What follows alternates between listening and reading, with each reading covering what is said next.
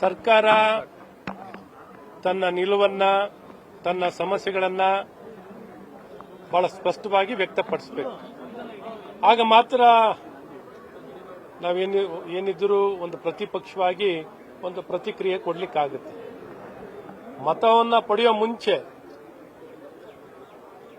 ಮತವನ್ನ ಪಡಿಲಿಕ್ಕೋಸ್ಕರ ಗ್ಯಾರಂಟಿಗಳನ್ನ ಕೊಟ್ಟಿದ್ದೀರಾ, ಆದರೆ ನಿಮಗೆ ಗ್ಯಾರಂಟಿಗಳ ಬಗ್ಗೆ ನಂಬಿಕೆಗಳು ಇರಲಿಲ್ಲ ಅನ್ನುವಂಥದ್ದು ಇವತ್ತು ಬಹಳ ಸ್ಪಷ್ಟವಾಗಿ ವ್ಯಕ್ತ ಆಗ್ತಿರೋಂಥದ್ದಿದೆ.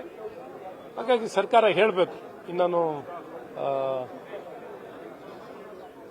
ಹೆಚ್ಚಿನ ಮಾಹಿತಿಯನ್ನು ಕೊಟ್ಟು ತನ್ನ ಸವಾಲು ಸಮಸ್ಯೆಗಳ ಬಗ್ಗೆ ತಿಳಿಸಿದಾಗ ನಾವು ಇನ್ನು ಹೆಚ್ಚಿನ ರೀತಿಯಾದಂಥ ಬೆಳಕನ್ನು ಚೆಲ್ಲೋದು ಅಥವಾ ಚರ್ಚೆ ಮಾಡಿ ನಮ್ಮ ಅಭಿಪ್ರಾಯಗಳನ್ನು ಹೇಳಲಿಕ್ಕೆ ಸಾಧ್ಯವಾಗುತ್ತೆ.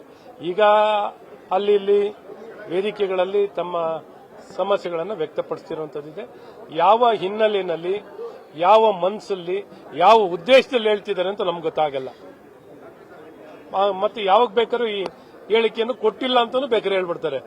ಕೊಟ್ಟಿಲ್ಲ, ನಿಮ್ಗೆ ಯಾರು ಹೇಳಿದ್ರು, ಏನೋ ಒಂದು ದೃಷ್ಟಿಕೋನದಲ್ಲಿ ಹೇಳಿದ್ದು ಅನ್ನೋಂಥದ್ದನ್ನ ಹೇಳ್ತಾರೆ. ಹಾಗಾಗಿ ಬಹಳ ಸ್ಪಷ್ಟವಾಗಿ ತನ್ನ ನಿಲುವನ್ನ ಕಾಂಗ್ರೆಸ್ ಸರ್ಕಾರ ತಿಳಿಸಿದ್ರೆ ಆಗ ನಾವು ಸ್ಪಷ್ಟವಾಗಿ ತಿಳಿಸಲಿಕ್ಕೆ ಸಾಧ್ಯವಾಗುತ್ತೆ. ಈ ಉದ್ಯೋಗಾಕಾಂಕ್ಷಿಗಳ ವಿಚಾರ ಒಂದು ವಾರ ಗಡುವು ಕೊಟ್ಟಿದ್ದಾರೆ ಬಿಜೆಪಿ ನಾಯಕರು ಸೇರಿದಂತೆ ಅಲ್ಲಿನ ವಿದ್ಯಾರ್ಥಿಗಳು ಕೂಡ. ಒಂದು ವೇಳೆ ಸರ್ಕಾರ ವಾರದ ಒಳಗಾಗಿ ನಿಲುವನ್ನು ತೆಗೆದುಕೊಳ್ಳದೆ ಹೋದ್ರೆ ಧಾರವಾಡದಿಂದ ಬೆಂಗಳೂರಿಗೆ ಪಾದಯಾತ್ರೆ ಬರ್ತೀವಿ ಅನ್ನೋ ವಿಚಾರವನ್ನು ನೋಡಿ. ಈಗಾಗಲೇ ಕಾಂಗ್ರೆಸ್ ಅವರು ಅಧಿಕಾರಕ್ಕೆ ಬರೋ ಮುಂಚೆ ಚುನಾವಣೆ ಸಂದರ್ಭದಲ್ಲಿ 23ರ ವಿಧಾನಸಭೆ ಚುನಾವಣೆ ಸಂದರ್ಭದಲ್ಲಿ ನಾವು ಎಲ್ಲ ಸ್ಥಾನಗಳನ್ನ, ಉದ್ಯೋಗಗಳನ್ನ ಭರ್ತಿ ಮಾಡ್ತೀವಿ ಅಂತ ಕಾಂಗ್ರೆಸ್ ಪಕ್ಷ ಬಹಳ ಸ್ಪಷ್ಟವಾಗಿ ಜನರಿಗೆ ತಿಳಿಸಿದ್ರು. ಈಗಾಗಲೇ 3 ವರ್ಷ ಆಗ್ತಾ ಬರ್ತಿದೆ. 3 ವರ್ಷ ಆಗಿದ್ರೂ ಸಹ ಇವತ್ತು ಈ ಉದ್ಯೋಗಗಳನ್ನ, ಖಾಲಿ ಇರುವಂತಹ ಉದ್ಯೋಗಗಳನ್ನ ಭರ್ತಿ ಮಾಡಲಿಕ್ಕೆ ಎಳ್ಳಷ್ಟು ಪ್ರಯತ್ನವನ್ನ ಮಾಡಿಲ್ಲ. ಉದ್ದೇಶಪೂರ್ವಕವಾಗಿ ಈ ಉದ್ಯೋಗಗಳನ್ನ ಭರ್ತಿ ಮಾಡುವಂತ ಮನಸ್ಸಿಟ್ಕೊಳ್ದೇನೆ ಇವತ್ತು ಸರ್ಕಾರ ಕೆಲಸ ಮಾಡ್ತಿದೆ. ಈ ನಿರುದ್ಯೋಗಿಗಳಿಗೆ, ಯುವಕರಿಗೆ ಕಾಂಗ್ರೆಸ್ ಸರ್ಕಾರ ಅನ್ಯಾಯವನ್ನ ಮಾಡ್ತಿದ್ದಾರೆ. ಅವ್ರಿಗೂ ಕಾದು ಸಾಕಾಗಿ ಅವರ ತಾಳ್ಮೆ ಮೀರಿ ಇವತ್ತು ಸರ್ಕಾರವನ್ನ ಹೋರಾಟದ ಮೂಲಕ, ತಮ್ಮ ಪ್ರತಿಭಟನೆಯ ಮೂಲಕ ಸರ್ಕಾರಕ್ಕೆ ಎಚ್ಚರಿಕೆಯನ್ನು ಕೊಟ್ಟಿದ್ದಾರೆ. ಸರ್ಕಾರ ಇದಕ್ಕೆ ಸ್ಪಂದಿಸಿ ತಕ್ಷಣ ಕ್ರಮವನ್ನು ವಹಿಸಿ ಎಲ್ಲ ಖಾಲಿ ಇರುವಂತಹ ಉದ್ಯೋಗಗಳನ್ನ ಭರ್ತಿ ಮಾಡುವಂತ ಕೆಲಸಗಳನ್ನ ಮಾಡಬೇಕು ಅಂತ ಅನ್ನೋದು ನಮ್ಮ ಒತ್ತಾಯ ಕೂಡ ಇದೆ. ಹಾಗಾಗಿ ಅವರ ಬೇಡಿಕೆ, ಈ ನಿರುದ್ಯೋಗಿ ಯುವಕರ ಬೇಡಿಕೆ ಸರಿಯಾಗಿದೆ. ಈ ಬೇಡಿಕೆಯನ್ನ ಈಡೇರಿಸಬೇಕು ಅನ್ನೋಂಥದ್ದು ಸರ್ಕಾರವನ್ನು ನಾನು ಸಹ ಒತ್ತಾಯವನ್ನ ಮಾಡ್ತೇನೆ. ಸರ್, ಕರ್ನಾಟಕದಲ್ಲಿ ಕಳೆದ 5 ವರ್ಷದಲ್ಲಿ 15,000 ಮಕ್ಕಳು ಕಾಣೆಯಾಗಿದ್ದಾರೆ. ಅದರಲ್ಲಿ ಬೆಂಗಳೂರಿನವರೇ 5,000 ಮಕ್ಕಳು. ಅಂದ್ರೆ ಮಕ್ಕಳ ಒಂದು ಕಳ್ಳತನ ಅಥವಾ ಈ ತರದ ಪ್ರಕರಣಗಳು ಜಾಸ್ತಿ ಆಗ್ತಾ ಇದೆ ದಿನದಿಂದ.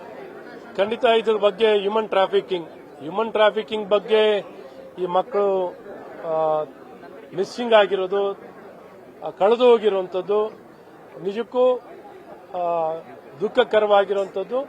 ಎಲ್ಲ ಒಂದ್ ಕಡೆ ಸರ್ಕಾರ ಇದನ್ನ ಗಮನದಲ್ಲಿಟ್ಕೊಂಡು ಸೂಕ್ಷ್ಮವಾಗಿ ಇದಕ್ಕೆ ಸೂಕ್ಷ್ಮತೆಯನ್ನ ಇಟ್ಕೊಂಡು ಇದಕ್ಕೆ ಕ್ರಮ ವಹಿಸಿ ಇವ್ರನ್ನ ಪತ್ತೆ ಹಚ್ಚುವಂಥದ್ದು, ಇದರ ಹಿಂದೆ ಇರುವಂತಹ ಜಾಲಗಳೇನು, ಯಾವ ಉದ್ದೇಶದಲ್ಲಿ ಈ ಮಕ್ಕಳುಗಳು ಕಳವಾಗಿದ್ದಾರೆ ಅಥವಾ ಮಿಸ್ಸಿಂಗ್ ಆಗಿದ್ದಾರೆ ಅನ್ನೋಂಥದ್ದನ್ನ ಗೃಹ ಇಲಾಖೆಯವರು ಪತ್ತೆ ಹಚ್ಚುವಂಥದ್ದಾಗಬೇಕು, ವರದಿ ಕೊಡುವಂಥದ್ದಾಗಬೇಕು. 15,000 ಜನ ಮಿಸ್ಸಿಂಗ್ ಏನಾಗಿದ್ದಾರೋ ಈ ವಿಚಾರದಲ್ಲಿ ಸಂಪೂರ್ಣವಾದಂತಹ ಮಾಹಿತಿಯನ್ನ ಸರ್ಕಾರ ಒದಗಿಸಬೇಕು ಅಂತ ಒತ್ತಾಯವನ್ನು ಮಾಡಿ ಇದಕ್ಕೆ ಬೇಕಾಗಿರುವಂತಹ ತಡೆಗಟ್ಟಲಿಕ್ಕೆ ಬೇಕಾಗಿರುವಂತಹ ಕ್ರಮವನ್ನು ವಹಿಸಿ ಅಂತ ನಾನು ಕಾಂಗ್ರೆಸ್ ಸರ್ಕಾರವನ್ನು ಒತ್ತಾಯವನ್ನು ಮಾಡ್ತೀನಿ. ಸರ್, ಅಕ್ರಮ ಬಾಂಗ್ಲಾ ವಲಸಿಗರು ನಿನ್ನೆ ಅವ್ರ ಮೇಲೆ ದಾಳಿ ಮಾಡಿ 4 ಕಡೆ ದಾಳಿ ಮಾಡಿ ಅವ್ರನ್ನ 40ಕ್ಕೂ ಹೆಚ್ಚು ಜನರನ್ನ ಪೊಲೀಸರು ವಶಪಡಿಸಿಕೊಂಡಿದ್ದಾರೆ. ಒಳ್ಳೇದು. ಬರೀ ಇದು ಮೇಲ್ನೋಟಕ್ಕಾಗುವಂಥದ್ದಾಗಬಾರ್ದು. ನಮ್ಮ ರಾಜ್ಯದಲ್ಲಿ 25 ಲಕ್ಷಕ್ಕಿಂತ ಹೆಚ್ಚು ಜನ ಇದ್ದಾರೆ. 25 ಲಕ್ಷಕ್ಕಿಂತ ಹೆಚ್ಚು ಜನ ಬಾಂಗ್ಲಾದೇಶದವರು ನಮ್ಮ ರಾಜ್ಯದಲ್ಲಿ ವಾಸವನ್ನ ಮಾಡ್ತಾ ಇದ್ದಾರೆ.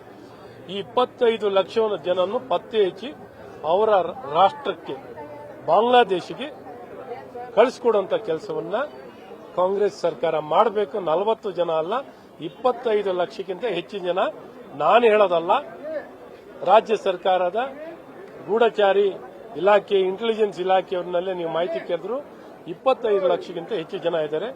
ಬರೀ 40 ಜನ ಮಾತ್ರ ಮೇಲ್ನೋಟಕ್ಕೆ ಕಂಡಿರೋದಲ್ಲ, 25 ಲಕ್ಷ ಜನರನ್ನು ಪತ್ತೆ ಹಚ್ಚಿ ಅವರ ರಾಷ್ಟ್ರಕ್ಕೆ ವಾಪಸ್ ಕಳಿಸ್ಕೊಡುವಂತ ಕೆಲಸ ಮಾಡಿದ್ರೆ ರಾಜ್ಯಕ್ಕೂ ಒಳ್ಳೇದು, ದೇಶಕ್ಕೂ ಒಳ್ಳೇದು. ನ್ಯೂಸ್ ಫಸ್ಟ್ ನಿರ್ಭೀತಿಯಿಂದ ನಿಮ್ಮ ಪರವಾಗಿ.